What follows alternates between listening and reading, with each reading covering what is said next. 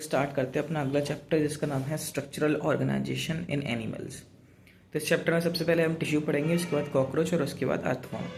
तो स्टार्ट करते हैं टिश्यू से। तो डिफरेंट टाइप के सेल्स होते हैं अकॉर्डिंग टू देयर फंक्शंस, लेकिन similar sales performing similar functions जब वे एक साथ आते हैं इंटरसेलुलर मैट्रिक्स के साथ तो वो टिश्यू बनाते हैं। टिश्यू आपके चार तरह के होते हैं: epithelial tissue, connective tissue, muscular tissue और न्यूरल टिश्यू। तो एपिथेलियल टिश्यूज़ के बारे में अगर हम बात करें तो एपिथेलियल टिश्यूज जो हैं वो फ्री सरफेस पे पाए जाते हैं, आपकी कवरिंग करते हैं, लाइनिंग करते हैं, कॉम्पैक्टली पैक्ड होते हैं और बहुत ही ज़्यादा कम लिटिल इंटरसेलुलर मैट्रिक्स होती है इनके पास। इन्हें दो पार्ट में डिवाइड किया गया है, एक सिंपल और एक कंपाउंड। तो सिंपल जो होते हैं ये सिंगल लेयर के होते हैं, लाइनिंग करते हैं बॉडी कैविटीज़ की और डक्ट और ट्यूब्स की। ये लाइनिंग कर रहे हैं बॉडी कैविटीज़, डक्ट और ट्यूब्स की और सिंगल लेयर में है सारे। अब according to their structural modification of the cell इन्हें तीन पार्ट में डिवाइड किया गया है: स्क्वेमस, क्यूबॉइडल और कॉलमनार। तो स्क्वेमस जो होती है वो थिन लेयर होती है, फ्लैटेंड सेल होते हैं, एकदम सीधे सीधे, इरेगुलर इनकी बाउंड्रीज होती हैं और ये in the wall of blood vessels या फिर air sacs of lung, Bowman capsule और descending limb of loop of Henle. जहाँ जहाँ भी आपका डिफ्यूज़न वाला फंक्शन होगा वहाँ पे आपको स्क्वेमस एपिथेलियम देखने को मिलेगी। इसके अलावा अगले है हमारी क्यूबॉइडल एपिथेलियम। तो क्यूबॉइडल भी सिंगल लेयर की होगी क्योंकि ये सिंपल है। इसके अलावा हमारे पास क्यूब लाइक सेल्स होंगे जो कि duct of glands and tubular part of the nephron में मिलेंगे, किडनी के नेफ्रॉन में मिलेंगे यहाँ पे। तो पूरी आपके नेफ्रॉन में आपको क्या मिलेंगे? सिंपल क्यूबॉइडल एपिथेलियल देखने को मिलेगी, ठीक है। इसके अलावा अगर ये प्रॉक्सिमल कॉन्वोल्यूटेड ट्यूब्यूल में है नेफ्रॉन के तो वहाँ पे आपको ब्रश बॉर्डर्ड यानी कि वहाँ पे माइक्रोबिलाई भी आपको देखने को मिलेंगे, तो वहाँ पे ब्रश बॉर्डर्ड क्यूबॉइडल एपिथेलियल देखने को मिलेगी। और अब बात करते हैं कॉलमनार के बारे में। तो कॉलमनार जो होती है वो सिंगल लेयर होगी, यहाँ बहुत लंबे लंबे टॉल सेल्स होंगे, न्यूक्लियाई एट द बेस होंगे और इनके पास इनके पास भी माइक्रोबिलाई हो सकते हैं फ्री सरफेस पे, ठीक है। तो ये आपके लाइनिंग ऑफ स्टमक में और इंटेस्टाइन में मिलेगी। Lining of stomach and intestine में इनका भी फंक्शन सीक्रेशन और एब्जॉर्प्शन भी है। अब सिंपल और कॉलमनार को हमने डिवाइड किया है और दो बेसिस पे। सबसे पहले अगर ये स्पेशलाइज हैं पार्टिकुलर किसी सीक्रेशन में तो इनको नाम दिया हमने ग्लैंडुलर एपिथेलियल। और अगर इनके पास सीलिया प्रेजेंट है, माइक्रोब्लाइनी सीलिया, तो इनको हमने नाम दिया सीलिएटेड एपिथेलियल। तो अगर इनके पास सीलियम प्रेजेंट है तो इनको सीलिएटेड एपिथेलियम बोलेंगे और इनका फंक्शन है कि किसी भी पार्टिकुलर को या म्यूकस को स्पेसिफिक डायरेक्शन में मूव कराना।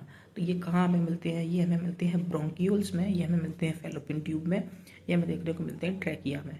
तो फैलोपियन ट्यूब हो या ट्रैकिया हो, यहाँ पे आपको सीलिएटेड कॉलमनार मिलेगी और ब्रोंकाई नहीं, ब्रोंकियोल्स में आपको मिलेगी cuboidal ciliated cuboidal epithelial cells. और अगर स्पेशलाइज हैं किसी भी फंक्शन में तो ग्लैंडुलर भी आपकी दो पार्ट में है, यूनिसेलर और मल्टीसेलर। तो यूनिसेलर अगर है तो उन्हें गॉबलेट सेल्स बोलेंगे जो कि आपके स्टमक में मिलती हैं, सीक्रेशन कराते हैं HCl का। और इसके अलावा मल्टीसेलर अगर है तो ये इनका सेलिवरी ग्लैंड हो सकते हैं। और इसके अलावा जैसे इन्हें भी दो पार्ट में डिवाइड किया है मल्टीसेलर को, पहला एक्सोक्राइन और दूसरा एंडोक्राइन। तो इसका एग्जाम्पल यहाँ पे इन्होंने सेलिवरी ग्लैंड दे रखा है। तो सेलिवरी ग्लैंड आपका किस में आएगा? ये आपका एक्सोक्राइन में आएगा, क्योंकि एंडोक्राइन ग्लैंड्स तो होते हैं जो कि हार्मोन सीक्रेशन करते हैं, डक्टलेस होते हैं, डायरेक्ट ब्लड में करते हैं, ठीक है। लेकिन एक्सोक्राइन जो है वो सीक्रेशन करते हैं आपका डक्ट में करते हैं, जैसे कि आपका म्यूकस हो गया, आपका सलाइवा हो गया। तो सेलिवरी ग्लैंड किस में आ गई? एक्सोक्राइन ग्लैंड में आ गई। फिर इसके अलावा ईयर वैक्स हो गया, ऑयल हो गया, मिल्क हो गया, एंजाइम्स हो गए, तो ये आपके सीक्रेशन हो रहा है डक्ट में, ठीक है। इसके बाद अब हम अपने नेक्स्ट टिश्यू पे आते हैं जिसका नाम है कनेक्टिव टिश्यू। तो कनेक्टिव टिश्यू जो होते हैं ये मोस्ट अबंडेंट होते हैं और इनका फंक्शन जो होता है वो लिंकिंग करना होता है, सपोर्ट करना होता है अदर टिश्यूज़ या ऑर्गन को। अब इनके पास ना दो टाइप के स्ट्रक्चरल प्रोटीन होते हैं कनेक्टिव टिश्यू के, जो कि सीक्रेट करते हैं पॉलीसेकेराइड भी, ठीक है। तो वो दो टाइप के हैं कौन? वो है आपके कोलेजन और इलास्टिन। तो कोलेजन यानी कि वाइट कलर का होता है, इलास्टिन जो होता है वो येलो कलर का होता है।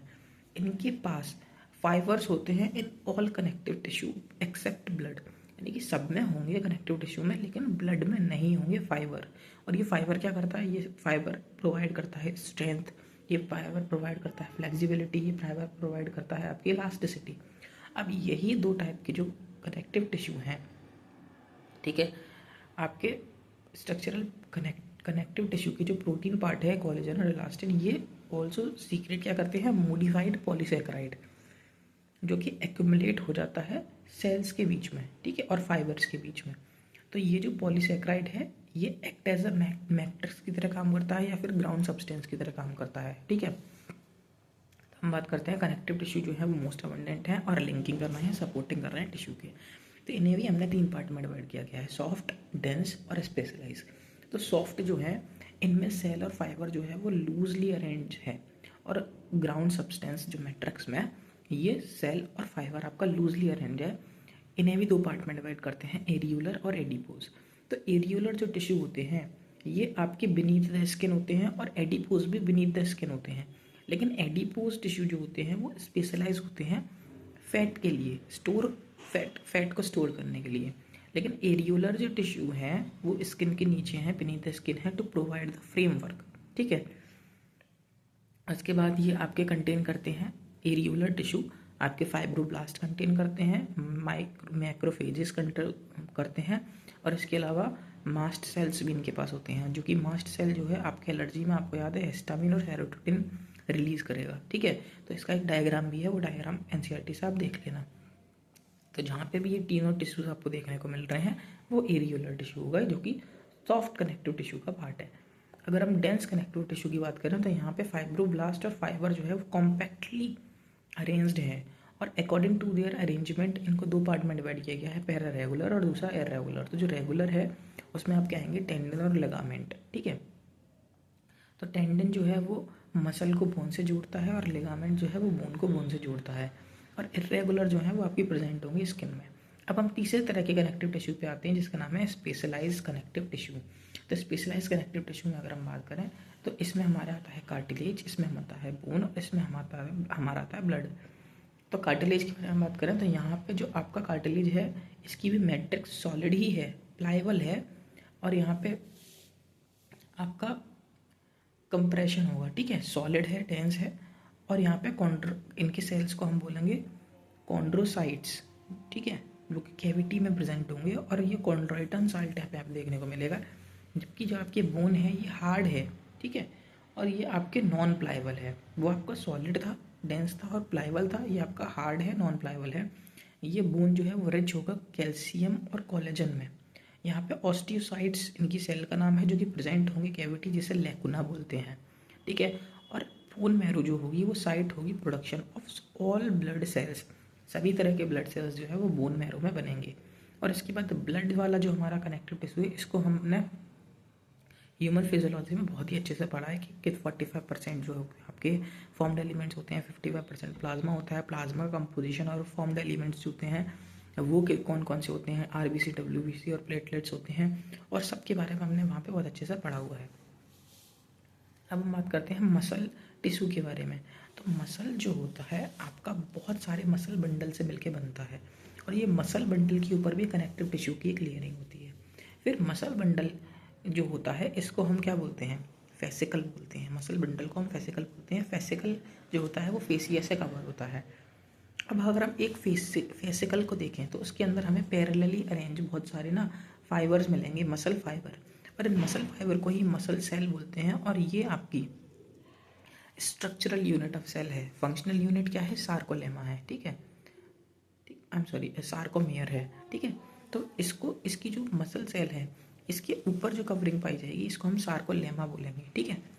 अब एक्चुअल में हमें याद रखना है EPE, ठीक है, एंडोमेट्रियम सबसे अंदर वाली, बीच वाली पेरीमेट्रियम, ठीक है। तो जो पेरीमेट्रियम है उसी को ही हम सार्कोलेमा बोलते हैं, ठीक है।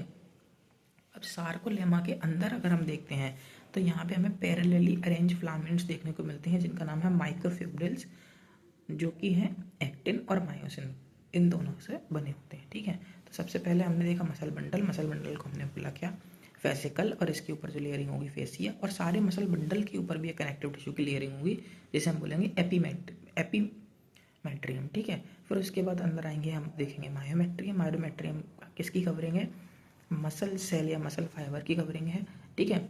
इसकी सेल मेम्ब्रेन को, मसल सेल की सेल मेम्ब्रेन को हम बोलते हैं सार्कोलेमा, इसके साइटोप्लाज्म को हम बोलते हैं सार्कोप्लाज्म, और इसके रेटिकुलम को बोलते हैं सार्कोप्लाज्मिक रेटिकुलम, जो कि स्टोर करता है कैल्शियम आयन को, जो कि हम लोकोमोशन वाले चैप्टर में देखते हैं।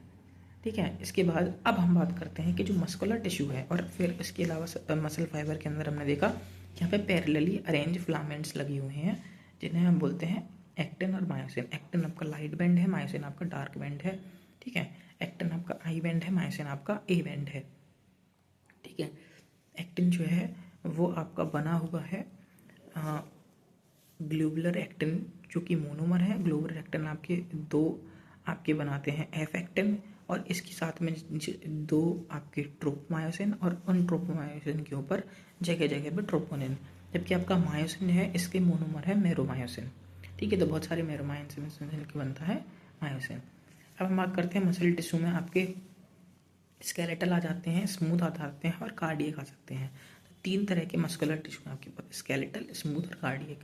तो जो स्केलेटल वाले हैं ये आपके स्ट्रेटेड हैं, लेकिन आपके कार्डियक वाले भी आपके कैसे हैं, स्ट्रेटेड हैं, लेकिन स्मूथ वाले आपके नॉन स्ट्रेटेड हैं। ठीक है, अगर स्केलेटल वाले के बारे में बात करें तो ये आपके वॉलेंट्री हैं, लेकिन स्मूथ और कार्डियक आपके इनवॉलेंट्री हैं। ठीक है, स्केलेटल वाले आपके लॉन्ग हैं, स्मूथ वाले आपके फ्यूजिफॉर्म हैं, और कार्डियक वाले सिर्फ आपके हार्ट में ही मिलते हैं। ठीक है, अब इसके बारे में बात करें, स्केलेटल वाले आपके सिलेंड्रिकल हैं, स्मूथ वाले फ्यूजिफॉर्म हैं। ठीक है, अब हम बात करते हैं स्केलेटल वाला में मल्टी न्यूक्लिएटेड कंडीशन मिलती है, बाकी स्मूथ और कार्डियक में यूनि न्यूक्लिएटेड कंडीशन मिलती है। ठीक है, उसके बाद हम बात करते हैं कि स्केलेटल वाले अनब्रांच्ड हैं। ठीक है, और स्मूथ वाले भी अनब्रांच्ड हैं, लेकिन कार्डियक वाले आपके ब्रांच्ड हैं। कार्डियक वाले भी सिलेंड्रिकल हैं, स्केलेटल वाले भी सिलेंड्रिकल हैं, स्मूथ वाले फ्यूजिफॉर्म हैं।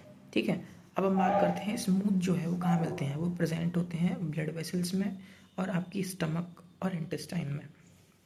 स्मूथ मसल सेल्स, क्योंकि ये इनवॉलेंट्री हैं। ठीक है, यहाँ पे आपका वो जो सोमैटिक नर्वस सिस्टम और आपका विसरल नर्वस सिस्टम वाला जो पार्ट है, आपका इनवॉलेंट्री नर्वस सिस्टम वाला जो पार्ट है वो यहाँ पे वर्क करता है। ठीक है, इसके बाद हम बात करते हैं, ये स्मूथ वाले अनब्रांच्ड हैं और कार्डियक वाले आपके ब्रांच्ड हैं, और स्केलेटल वाले भी अनब्रांच्ड हैं।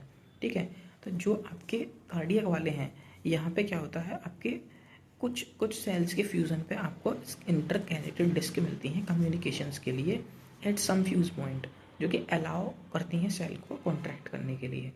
तो यहाँ पे हमारा मसल सेल भी ख़त्म होता है, और अब हमारे पास है न्यूरल सेल। तो न्यूरल सेल को भी हम मेजरली देख चुके हैं अपने न्यूरल कंट्रोल कोऑर्डिनेशन वाले चैप्टर में, पर वहाँ पे एक चीज़ जो हमें नहीं दी गई है वो मैं बताता हूँ आपको। वो है कि न्यूरोग्लिया सेल्स के बारे में आपको वहाँ पे उतना नहीं देखने को मिलता है। तो यहाँ पे आपको न्यूरल टिश्यू में आपको देखने को मिल जाएगा न्यूरॉन्स विद न्यूरोग्लिया। तो न्यूरोग्लिया के बारे में एनसीईआरटी लिखती है कि the neuroglia cells which constitute the rest of the neural system protect and support the neurons. Neuroglia cells make up more than 1/2 of the volume of the neural tissue in our body. यानी कि आधी से ज़्यादा volume हमारे neuroglia sales हैं, जो कि protect करते हैं और सपोर्ट करते हैं न्यूरॉन्स को।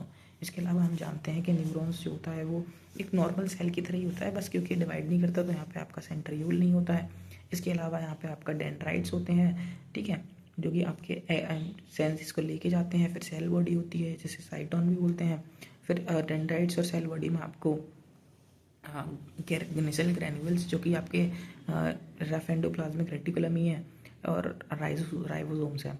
ठीक है, वो आपको देखने को मिलते हैं। फिर उसके बाद आपका एक्सॉन होता है, यहाँ पे आपको देखने को मिलते हैं। एक्सॉन के सराउंड में आपको स्वान सेल्स देखने को मिलते हैं, जो अगर माइलिन शीथ बना रहे हैं तो माइलिनेटेड, और अगर माइलिन शीथ नहीं बना रहे हैं तो आपको नॉन माइलिनेटेड। फिर उसके बाद आपको नीचे एक बल्ब लाइक स्ट्रक्चर देखने को मिलता है, जिसे हम साइनेप्टिक नॉब बोलते हैं। ठीक है, तो यहाँ पे आपका न्यूरल टिश्यू ऐसा देखने को मिलता है। अब हम यहाँ पे अपना टिश्यू वाला पोर्शन खत्म होता है, और अब हम स्टार्ट करते हैं कॉकरोच। तो कॉकरोच स्टार्ट होने से पहले मैं कहूँगा कि इस चैप्टर के डायग्राम्स बहुत इंपॉर्टेंट है, तो एक बार उनको एनसीईआरटी से ज़रूर देख लेना, और एक बार रिवाइज कर लेते हैं कि अगर नॉन स्ट्रेटेड की बात होगी तो यहाँ पे आएगा आपका स्मूथ मसल, जो कि नॉन स्ट्रेटेड है, बाकी दोनों स्ट्रेटेड है। कार्डियक के बारे में बात आएगा तो वो सिर्फ हार्ट में मिलती हैं और ब्रांच्ड हैं, बाकी दोनों अनब्रांच्ड हैं। अगर मल्टी न्यूक्लिएटेड की बात आती है तो सिर्फ स्केलेटल की बात आएगी। वॉलेंटरी की बात आती है तो सिर्फ स्केलेटल की बात आएगी। फ्यूजिफॉर्म के बारे में बात आती है तो सिर्फ स्मूथ आएगी, बाकी दोनों सिलेंड्रिकल है। ठीक है।